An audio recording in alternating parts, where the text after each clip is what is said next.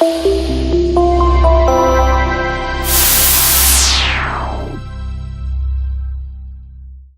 everybody, it's John Costigan, and I have a great video here for management. It doesn't matter if you're sales management, operations, marketing, all the way up to CEO.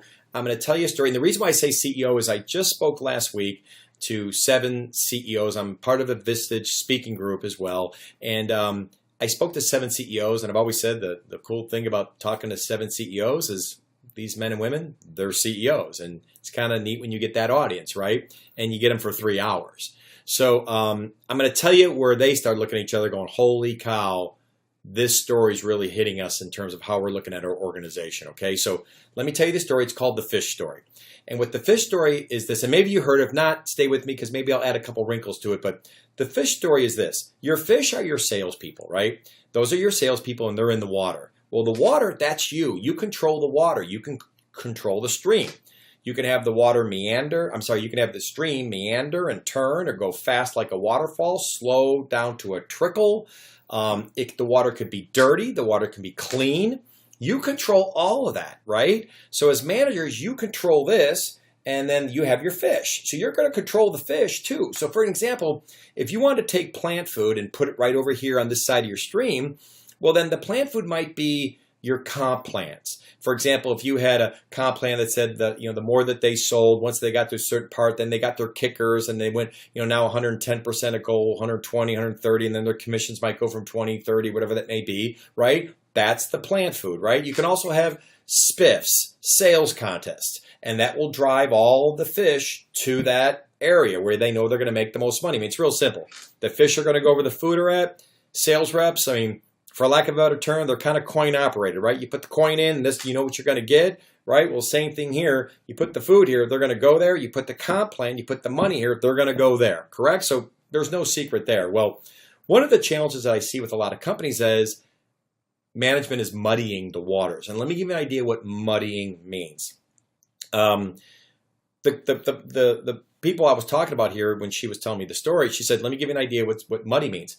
We have everything in Salesforce here. And this is one of the larger software companies here in the Carolinas. She said, we have everything in Salesforce, all of it.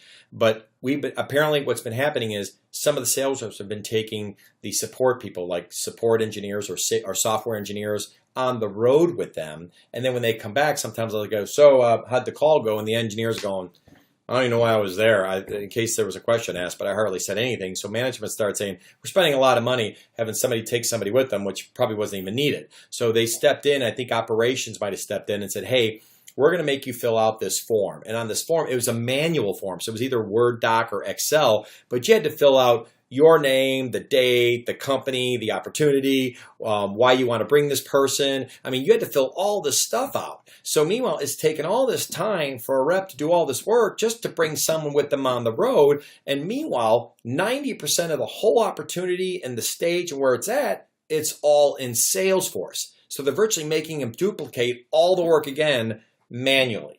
So that would be called muddying the waters. You're making the reps do a lot of work that maybe you really don't have to do, but somebody got upset about something, so you now got to fill this out. And that's probably very common what happens, right? And not to say who's right or wrong here, but it is what it is, okay? So at the end of the day, I bet you have a lot of things that might have you muddying the waters. Well, I mentioned this earlier where I said I was speaking with these 7 CEOs, right when I mentioned the moment about muddying the waters, and I said, if you have a lot of things that are going on that's not allowing your salespeople to truly sell, I said, what did they say? The average sales rep sells between 6.5 to 7 or 8 hours a week, depending on what survey you research.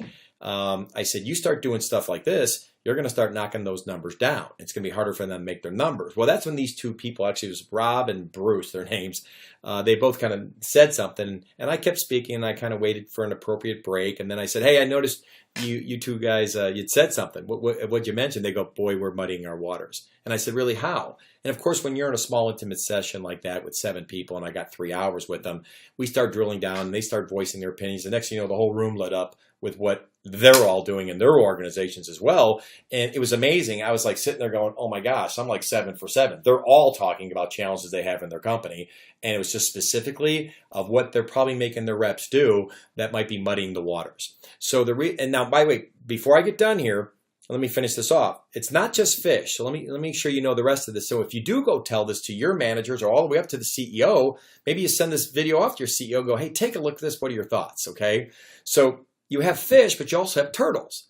Now, turtles, that's another type of salesperson, right? And that might be that salesperson that's maybe kind of methodical. They take their time. Maybe it's a B minus, C plus player, and you stick with them because they got the right attitude. They're loyal, and at the end of the day, they don't ruffle any feathers, and they get the job done. And maybe they're not hitting their number every year, but they're pretty good, right? And those are great. And then you have barracuda. Those are the people who drive you crazy, right? The barracudas, they're quick, they're fast. It's take no prisoners. They get the big deals. They bring in a ton of revenue, but they're a thorn in your side. They want to break the rules. I mean, every time when I said that to these CEOs, everybody's going, boy, we got one of those. Everybody's got one or two of those people that they're probably just a headache, but they bring in the money and they're the number one, number two reps. So you go, you almost sometimes look the other way, right? So you got barracudas in this water as well, okay? And then also you have dogs. Well, dogs can swim for a while. Then they got to get out. And how I look at dogs sometimes is people where they probably shouldn't be in sales. Maybe they should go somewhere else. I'm not saying, hey, go fire the dog. But, I have a story of my next door neighbor worked for the Ball Corporation in Muncie, Indiana years ago, and they were going to let go of the salesperson that they had in the organization. They were about to fire him, and he liked the person so much. He said, let me talk to him. He had this great interview. They went out to lunch, and they had an interview, and he really got to know him, and he came back. He goes, I don't think you ought to be in sales. I think you ought to be over here. This is really your skill set. So they put him into customer service, and as he was telling me the story, he said, John, that was like 8 years ago. He now is the vice president of all of it. He runs all of it, and he's phenomenal at it. So sometimes it might not be about firing the rep. It's just about, hey, let's go find a place, because we all know it's hard to find good people. If you find a good one, especially where I'm at, if you find a good one, don't ever let them go. Find a home for them somewhere, because it's just hard to find good people, right? So at the end of the day, you now know the fish story, okay?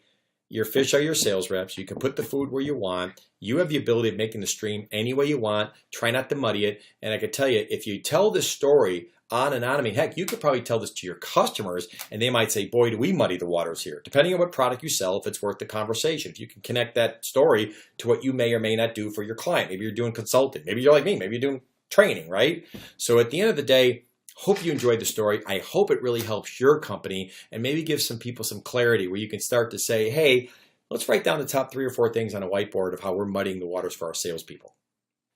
I think it's going to be a good story for you. Good selling. Take care. Hey everybody, John Costigan here. The toughest part to any sale is getting in the door, right? Tell you what, click on the URL below this video or go to costigantraining.com/free week. Take the first step of solving this huge problem of getting in the door. It's 5 days, 5 clips, less than 5 minutes. Click on the link. We'll see you in a few seconds.